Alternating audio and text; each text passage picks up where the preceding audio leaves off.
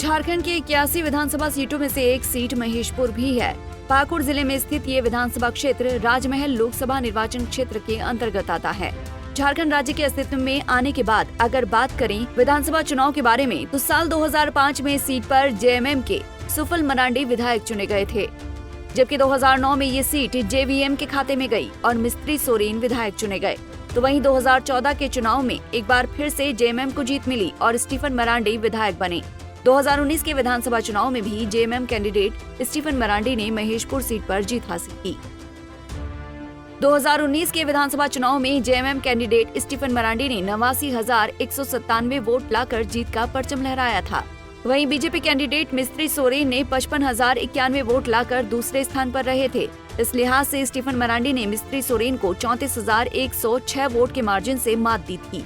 वहीं CPM candidate गोपीन Soren 5,176 vote लाकर तीसरे स्थान पर रहे थे।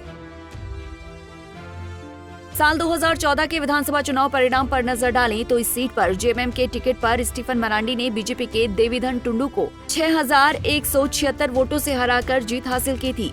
स्टीफन मरांडी को कुल 51,886 वोट मिले थे, जबकि दूसरे नंबर पर रहे बीजेपी के देवीधन टुंडू को कुल 45,710 वोट मिले थे। तो वहीं तीसरे स्थान पर रहे जेवीएम के मिस्त्री सोरेन को कुल 31,276 वोट मिले थे। वहीं 2009 के विधानसभा चुनाव परिणामों पर नजर डालें तो इस सीट पर जेवीएम के मिस्त्री सोरेन ने बीजेपी के देवीधन टुडू को 21,974 वोट से हराकर जीत हासिल की थी। मिस्त्री सोरेन को कुल 50,746 वोट मिले थे, जबकि दूसरे नंबर पर रहे बीजेपी के देवीधन टुडू को कुल 28,772 वोट मिले थे।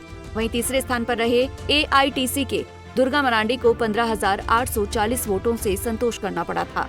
झारखंड बनने के बाद इस सीट पर हुए विधानसभा चुनाव परिणामों का विश्लेषण करें तो इस सीट पर 2 बार जेएमएम और 1 बार जेवीएम का कब्जा रहा है। इस बार भी महेशपुर सीट पर जेएमएम और बीजेपी में कड़ी टक्कर देखने को मिल सकती है। Bureau report, Punjab Kesari TV.